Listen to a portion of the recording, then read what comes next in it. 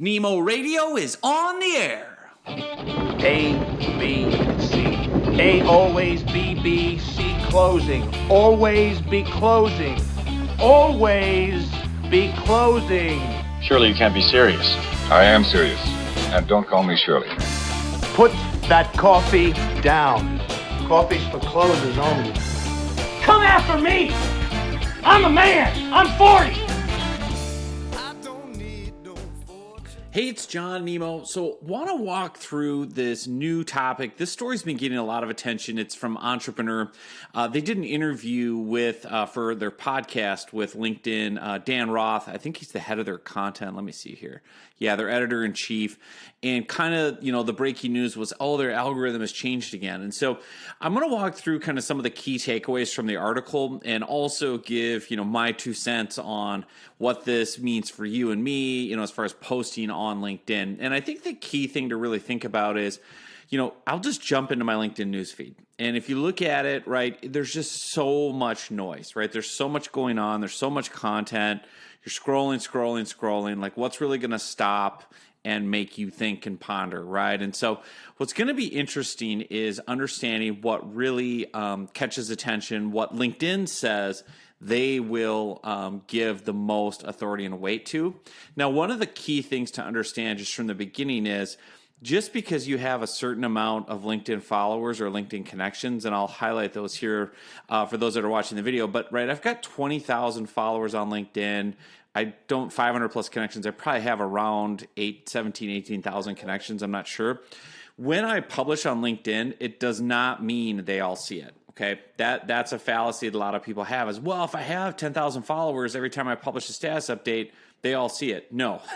What LinkedIn does, at least my understanding of the algorithm, is they only show it to a snippet, to a small amount of people of your total following or total first degree connections. And then based off how many people interact with that, they call this velocity, like, how many people comment, engage, like, etc. And if, say they show it to 20 of your followers, if those 20 immediately, comment, engage, like, reshare, repost, they'll show it to more people, and that's how it goes viral. Now, the backlash to this, obviously people always are going to game the algorithm. That's never going to change. The backlash was during COVID, LinkedIn kind of saw this huge spike in the algorithm with a lot of selfie posts, right? So people would create, try to just go viral all the time, and they would do it with kind of more Facebook type posts. And it was interesting because one of my most popular posts, I was looking at the stats here, was I did a poll. It was actually about a year ago, like, hey, our LinkedIn status update is getting too personal, right? Would you rather just people stick to work, right? And, I had 66% of people. I had 267 votes on this thing, 36 comments. People were like, yeah, save it for Facebook. I'm tired of this, personal. And so LinkedIn kind of, if you read the article, they're like, yeah, we got a lot of complaints that it was, too personal and too much like Facebook and enough selfie videos and blah, blah, blah, blah, blah. So one of the core things they're changing and giving more weight to with the algorithm, and I'll pull up my notes here, is they want you posting more kind of knowledge and advice type posts. And again, this is all coming from their editors saying, hey, listen, like, this is what, this is what we're going to give more weight to as far as the automated boosting of it, right? The way that LinkedIn works, as I said earlier, is when you post something in the news feed, it does not mean all your followers are going to see it.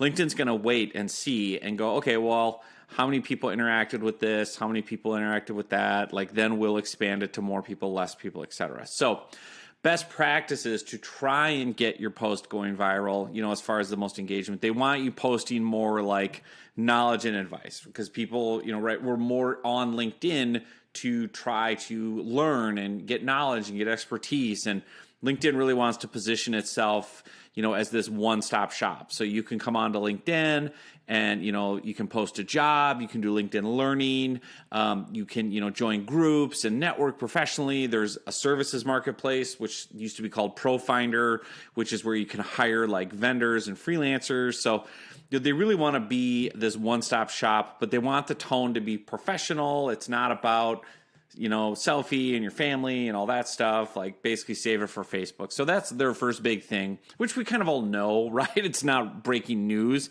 So it's really trying to share your expertise, your knowledge, and your advice is a big piece of it. And that ties in as well with, they talked about your authority. So another big one was LinkedIn really wants to know, are you an authority on what you're posting about? Meaning if I, John Nemo, am posting on LinkedIn about, let's say corporate, 100 leadership management, I'm not an authority on that. I'm not a CEO at a Fortune, 100 company or something like that, right? Now, if I'm posting LinkedIn tips on how to use LinkedIn for lead gen, that's where my authority is. And if you look at and reverse engineer the approach, what you're going to find if you look at your own LinkedIn profile here, what have you put as your top kind of skills? Because again, when you go down on your LinkedIn profile, you can see for me, right, I've got skills and endorsements for B2B marketing, lead generation, and LinkedIn. So if I'm posting about my top skills, LinkedIn can kind of match that and look at keywords of my LinkedIn status updates and say, okay, he's using the term B2B marketing and we're cross-checking his profile. Okay, yes, he's been endorsed for B2B marketing or lead generation or LinkedIn, right? Or, LinkedIn marketing, LinkedIn training, right? So I've been endorsed for all these other things too. So if I wanted to post about public relations, I have over 100 endorsements for public relations because I used to do PR. Same with marketing, journalism, etc. So if you haven't already, take a step back, set up your profile in your skills area. You should see a skills section on your profile and you can add skills there.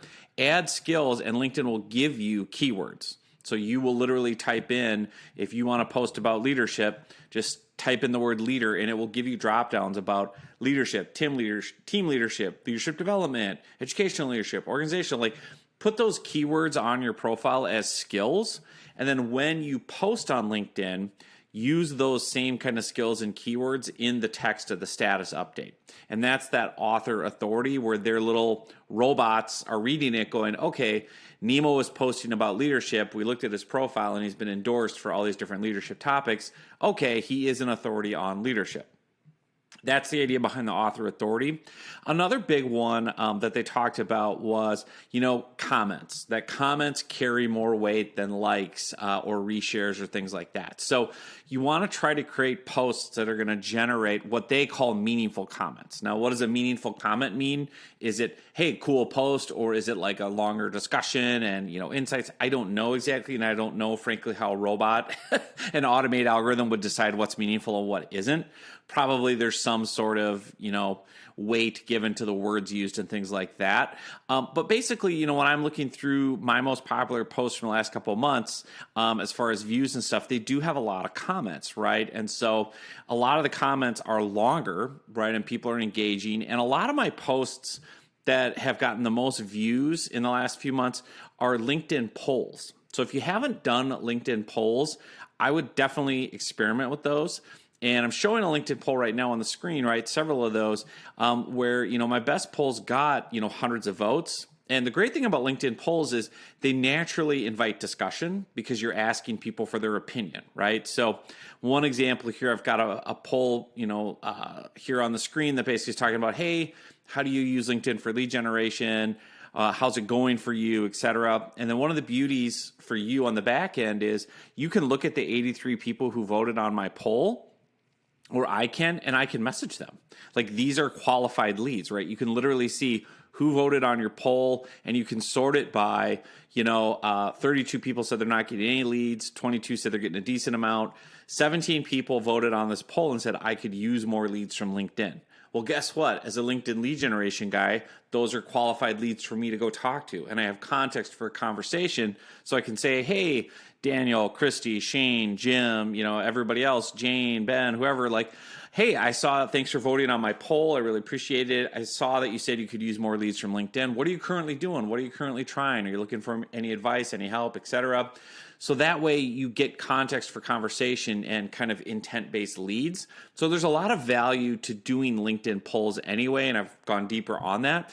but it also invites comments, right? Even below the poll, you're going to see comments from people. They're interested. Another LinkedIn update I did, which, I wasn't thinking about it at the time, but I said, hey, I got a new book coming out soon. And I just put a picture up of the cover art. It was LinkedIn lead generation for business coaches and consultants. Literally, it was a 1-sentence update. New book coming out soon. Let me know in the comments if you want a free copy when it comes out. Because one of my things that I do with my business is content marketing. I give away all my books for free. So I give away digital copies of all my books as PDFs or, EPUB, Kindle, or audiobooks. I give them all away for free as a lead magnet. And so this one generated 108 comments of people saying, I want the book, I want the book, I want the book, right? So that was a post that got a lot of, attention and weight and whatever because it had a lot of comments. And that goes back to this algorithm thing about, commenting. And so there's been other tips as well that say, hey, before you post on LinkedIn, you should go comment on other people's status updates. Like you should go in and add some value, show that you're not just a one direction person, like you actually bring value and add conversations on the site and, like and engage and share thoughtful things. So you can definitely do that too. And you can kind of pick who you want to do that for as far as like the ideal prospects, or you can use LinkedIn search and search by topics. So, I can search LinkedIn lead generation on LinkedIn's main search bar, because remember, LinkedIn literally takes every piece of content on this platform and indexes it. Every keystroke is indexed and then saved, so you can use it like a search engine. So in this case, I can literally go into LinkedIn search, type in LinkedIn lead generation and click posts, and I can immediately see posts about LinkedIn lead generation and see who's posting about it, who's sharing tips, if there's opportunities for me to come in and comment. So you can do the same thing. You can look at posts on leadership or SEO or whatever your service is. You can add your voice. And what you can do is look for posts that have a ton of visibility, right? So like I could look here and say, okay, this post has 12 comments, 219 likes, or, this post only has 2. I don't want to bother with it. This post, was about that. Like you can figure out and piggyback off popular conversations that are already happening by adding comments. I know that's one thing the LinkedIn algorithm and the LinkedIn newsfeed gurus and the LinkedIn audience building gurus talk about all the time is go in and add your comments to popular posts. It's basically like walking into a cocktail party where there already are 500 people talking and you're able to go up to the microphone and share your thoughts, right? And jump in, like almost like an open mic night where everyone's coming in, right? So again, you can do all that just searching on LinkedIn, using the search bar, typing in the topic, sorting by posts, and then you can basically look and see, okay, I want to look at the most popular posts. I want to look at the latest or the top matches, etc. So that's another one. And then obviously when you're writing status updates on LinkedIn, invite conversation. Let me know your thoughts in the comments, And again, that comes back to content marketing of like, okay, try to create content that's thought-provoking, right? Or controversial, right? Like have a strong stand. Do you agree with this? Do you disagree with this? Tell me why in the comments. You know what gets people talking, right? It's not vanilla, middle-of-the-road stuff. It's having a strong take. Like, if, for example, if you wanted to get people going on LinkedIn, if you just want to be a performance artist, you could talk about politics or religion or guns or, stay at home or not stay at home. Like, I'm not encouraging you to do that and just be like a provocateur, but obviously talk about things like, what's the biggest challenge you're facing right now about this? Or, this might come across, this might create controversy, but I'm a firm believer you should only work 2 hours a week. Or I don't know. You can make stuff up, based on your audience and what gets them talking.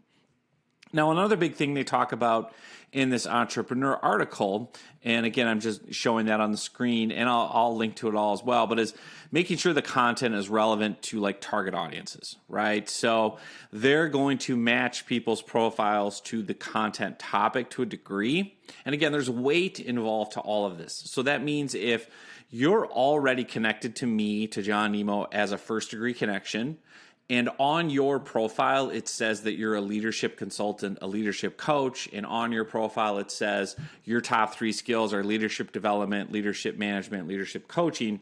And I post a status update that says, hey, I want to talk today about leadership coaching and leadership development. Here are some thoughts I have, you're going to be more likely than my other 20,000 connections to get that post thrown up in your feed. Because LinkedIn's going to look at you and go, okay, Nemo has 20,000 connections.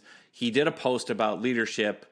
A, Nemo's an authority on leadership. He's been endorsed for the skill. B, who in his network is also interested in the topic of leadership based on their profile, skills, job title, and keywords. Let's show it to those people and see if they want to start gathering around this water cooler discussion in the status update.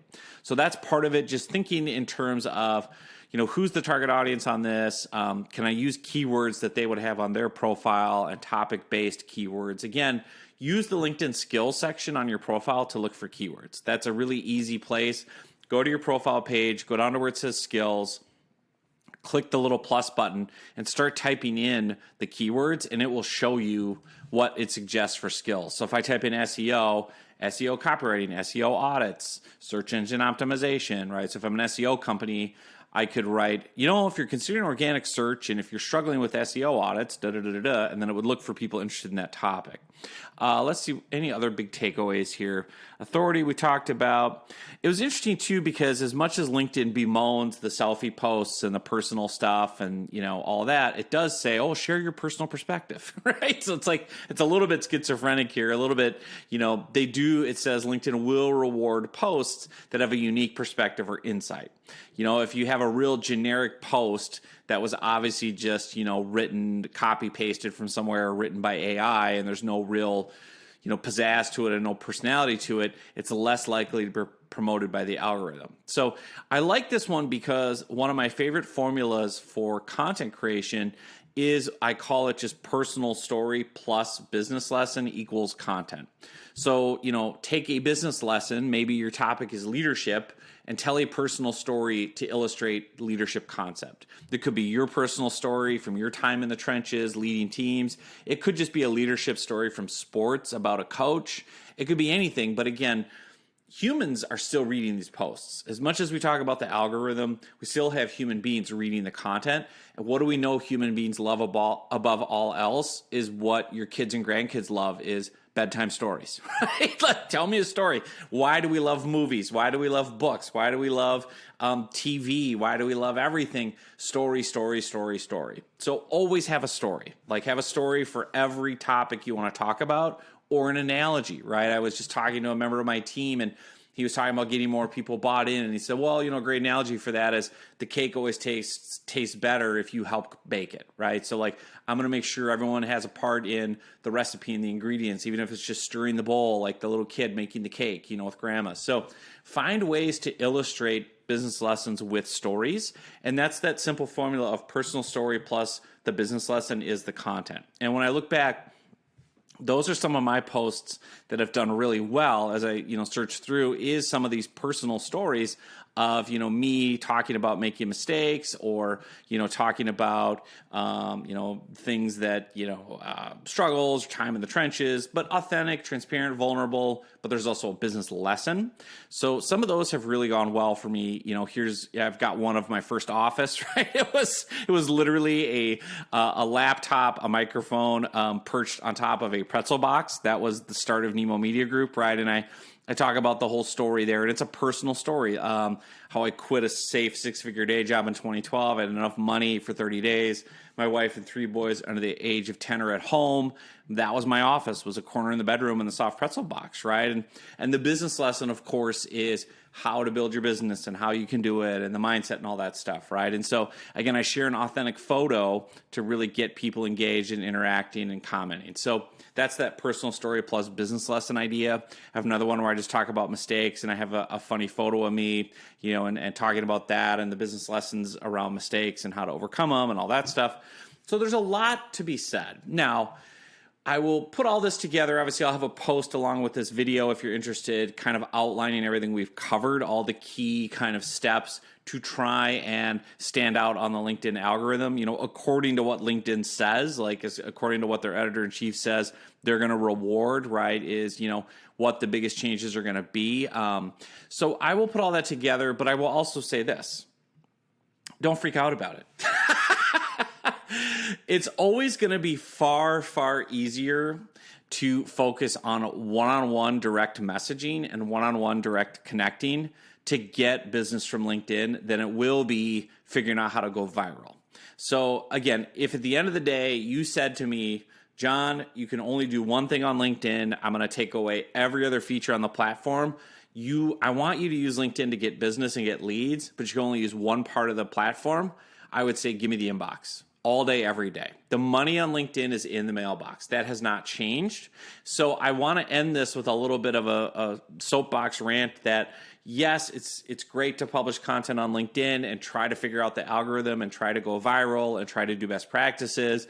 You should share content, get visible. But at the end of the day, none of that is nearly as effective as one-on-one direct messaging. And the reason is simple. If I can talk to you one-on-one in a personalized fashion, it moves the needle much faster than me publishing content, hoping you see it, hoping you comment, hoping you follow up. Now, of course, all of this is meant to say, when you do get a post that goes viral, the key is to chase people who engaged with it. So for example, when I had a LinkedIn poll that I published, and I said I had 17 people say they could use more leads from LinkedIn, I went and chased all 17 people and said, hey, I saw you voted on the poll. You're looking for more leads on LinkedIn. Can I help? Can I give you advice? Do you looking to work with us? So, always have a strategy behind the content. It does you no good. Again, if you're using LinkedIn the way that I'm using it and that our clients use it in order to get leads and get sales calls booked and talk to prospects, if you want to use LinkedIn for sales and lead generation, you've got to actually talk to the people one-on-one.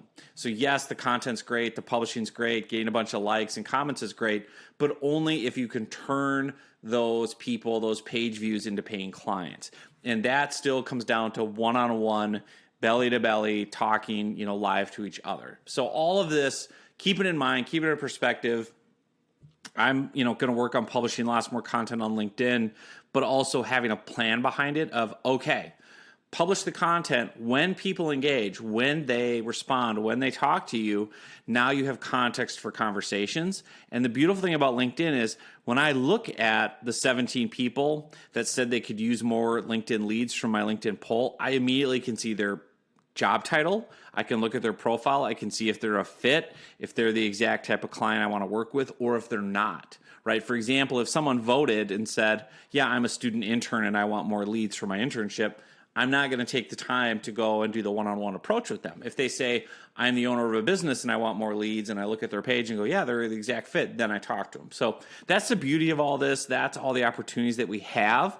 So thank you for following along. Hope you found this helpful. Lots more tips coming up soon, and appreciate you, and we'll see you soon.